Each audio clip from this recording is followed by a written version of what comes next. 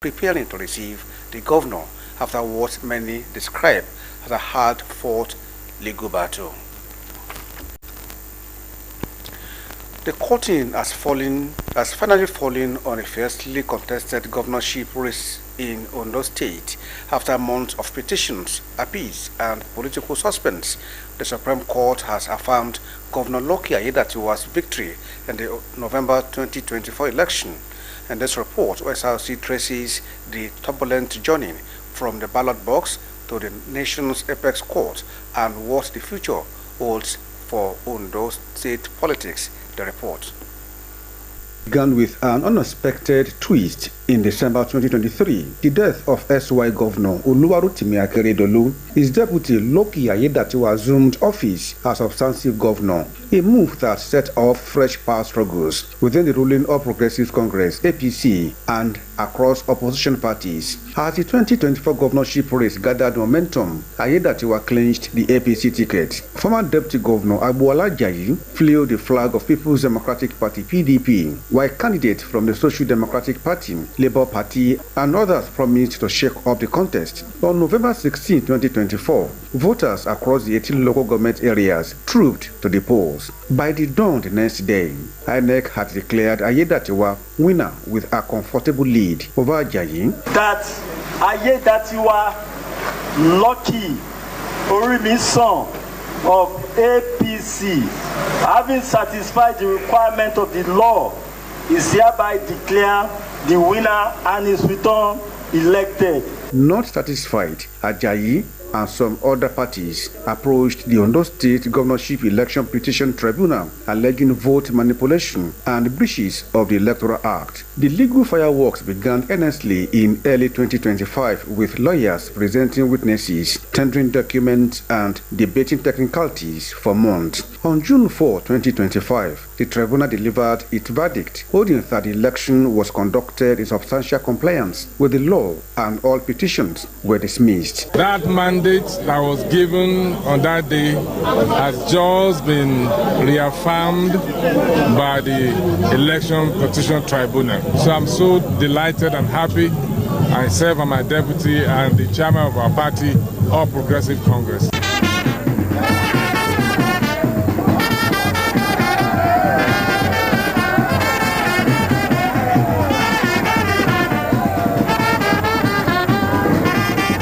On the 3rd, Ajayi headed to the Court of Appeal Akure Division on July 31, 2025. The appellate court upheld the tribunal's judgment, once again validating Aiyedatiwa's mandate. Still, the PDP candidate pressed on to the Supreme Court. Just as the apex court was set to hear the matter, Ajayi withdrew his appeal, citing wider consultations and a desire for stability in the state. With no more issue left, the Supreme Court on September 18, 2025 dismissed the case and confirmed Aiyedatiwa duly elected governor. Today, the Supreme Court has also ruled with a strong warning to all of them that this is a complete waste of time, that the law is so clear.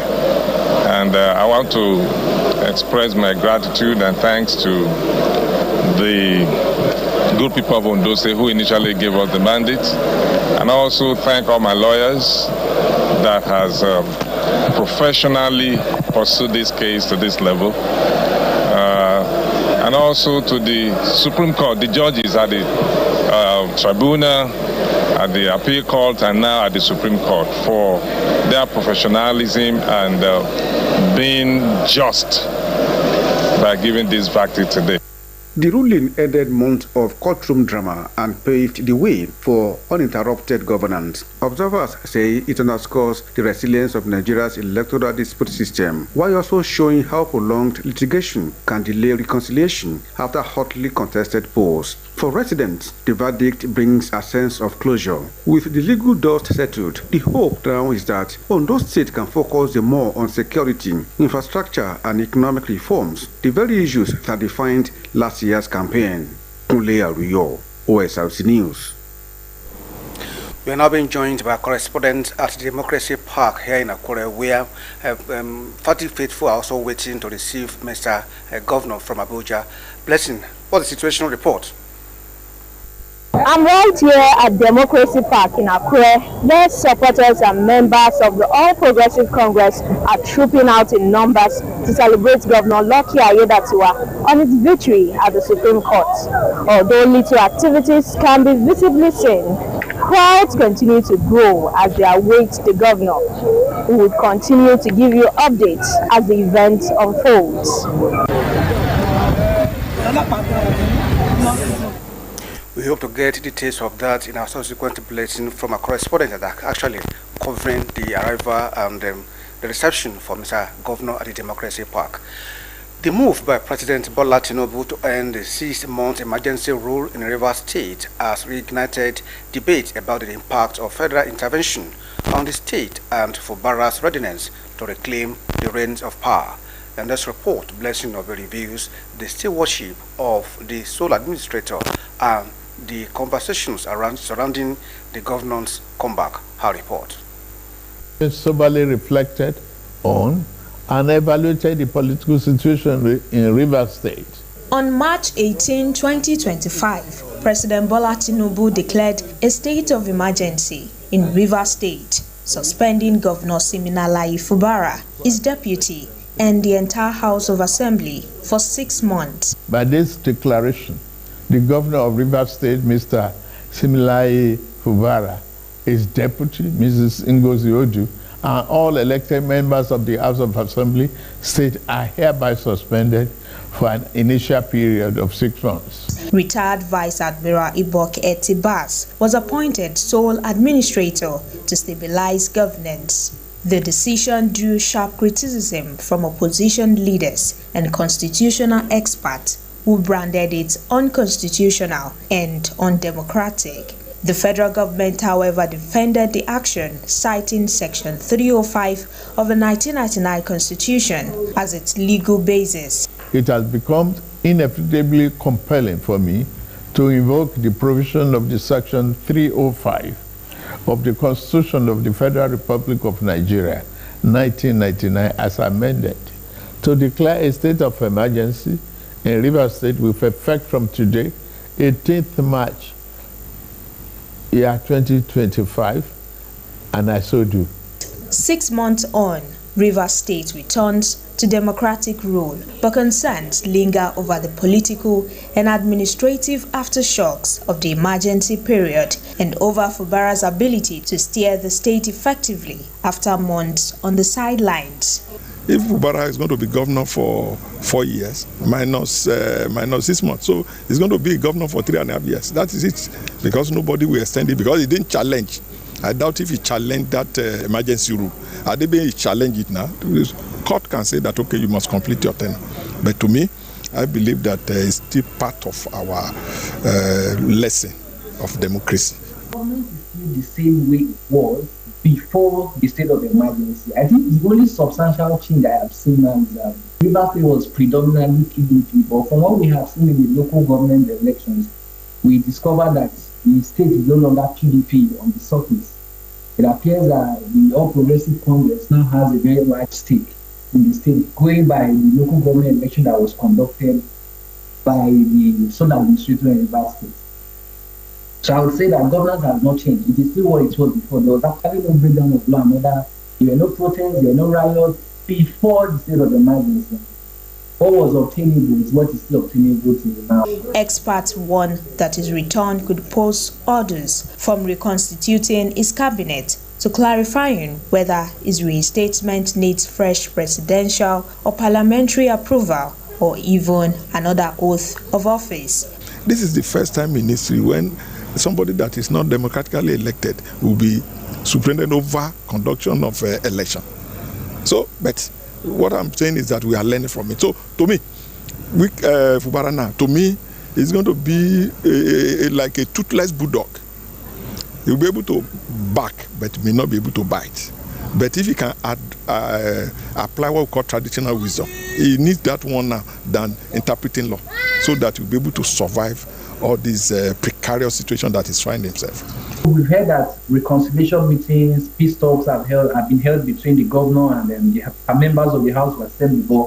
So what effect is what we are going to see after the declaration of state of emergency? And also again, to Looking at the local governments, technically, I would say that Governor Simfuba does not have so much hand in the local government because his party did not really win so much of the seat in the local government. So it's a bit very difficult to say because now I think Simfuba has to start from the scratch, appointing commissioners again, appointing public assistants and what have you. At the end of the year, it's going to be tough for him. Political analysts say the Rivers State emergency underscores the fragile line between constitutional intervention and political expediency. As the state transitions back to democratic governance, attention is focused on whether Governor Fubara will probe the sole administrator's decisions and how his return might influence Rivers' political stability.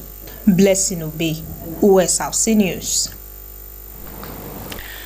The Ondo State Television Corporation Osrc has pledged maximum collaboration with relevant professional bodies in boosting efficiency and capacity of its staff members towards optimal service delivery and elevation of journalism practice. The Director General Osrc, Kenneth Odushola Stevenson, said this when he received a delegation of the Association of Communication Scholars and Professionals of Nigeria, Ondo State Chapter, at the station's headquarters in Akure. Joy Pius now completes the story. These familiarization visits by the Association of Communication Scholars and Professionals of Nigeria, ACSPN Ondo State Chapter to OSRC is part of its mission to foster partnership and provide practical experience in bridging the gap between the academia and professional practice in the media industry. The coordinator of the association, Sunday Kolawole, commended the management for the transformative strides witnessed in the media station, stating that the association is committed to societal development through training and retraining of workers in the media industry, seeking the partnership of the organization. In multidisciplinary aspects of journalism and communication, we are committed to lending our voice to training and retraining of workers in the media sector. And we're doing this in collaboration with all our sister unions and associations. And that gives us joy that OSRC is not just the mother of all organizations, because hardly can you get to any media organization that does not have its roots from OSRC. And it gladdens our heart when we learned that OSRC, as a matter of fact, will soon float its own media academy. For us, it is a gladsome development, which we know that it will be a very veritable area of collaboration by the ACSPN. The Director General, OSRC, Kenneth Odushola Stevenson, represented by his technical advisor, Collins Olagundoye, commended the ACSPN for its efforts at strengthening ties with media stations in Ondo State.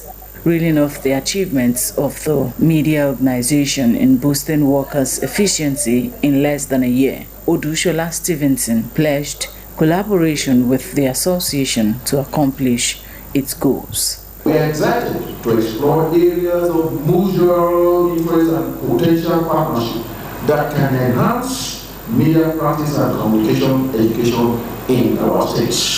So the organization pursuit of excellence in academic research and professional practice aligns with our goals. We are confident that this visit will mark the beginning of our productive partnership, and let's work together to harness the power of communication for the growth and development of our state. The association revealed plans to introduce a training program to boost the professionalism of workers in media stations across the state. Joy Pius, OSRC News. The Akure-Ado Highway, a lifeline between two southwest cities, continues to test the patience of travelers, despite a government-backed dualization project flagged off in April. Progress has virtually been slow, leaving road users stranded with just one passable lane. Our correspondent Abidemi Akinretoye, who visited the road, now reports. The Akure-Ado-Ekiti Road, a vital link between two major state capitals in southwest Nigeria, has remained in disrepair for years, posing serious challenges to travelers, affecting both travel efficiency and safety.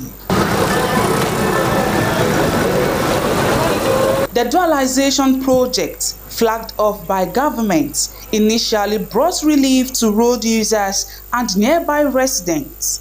However, a recent visit revealed that contractors have left site, leaving only one lane in use from Adedeji Phase 1 to the Ita-Ogbolu axis of Ondo State. The project, expected to ease traffic congestion and improve safety, now appeared stalled.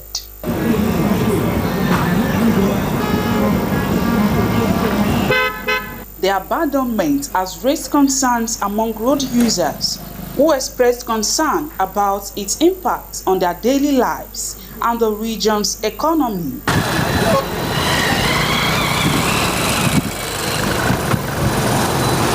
Road is ongoing, but they are not fasting, Amy, because at time when it's raining, they will not come around.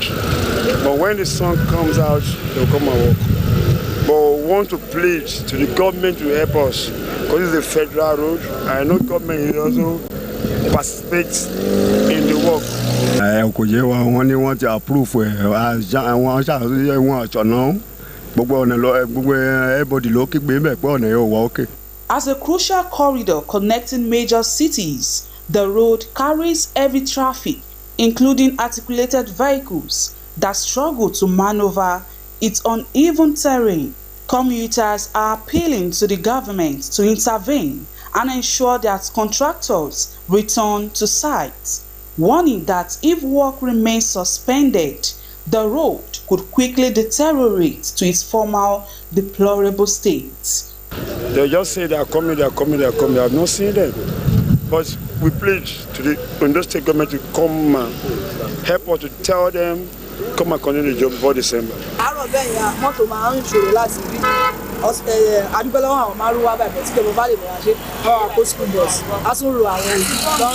Kéjọba bá wa ṣe, ṣé wọ́n ti sọ pé wọ́n ti approve ẹ̀ wọ́n lè ṣiṣẹ́ ń bẹ̀, àwọn tó ń ṣe wọ́n slow. Gbogbo ẹlẹ́sẹ̀ ò lè rìn wọ́n, onímọ́tò ó ba mọ́tò jẹ́ lójoojúmọ́ ni, ẹni tó tajà gan kòró jàtà, ẹ jẹ́ torí Ọlọ́run o, ẹ bá wa ṣe.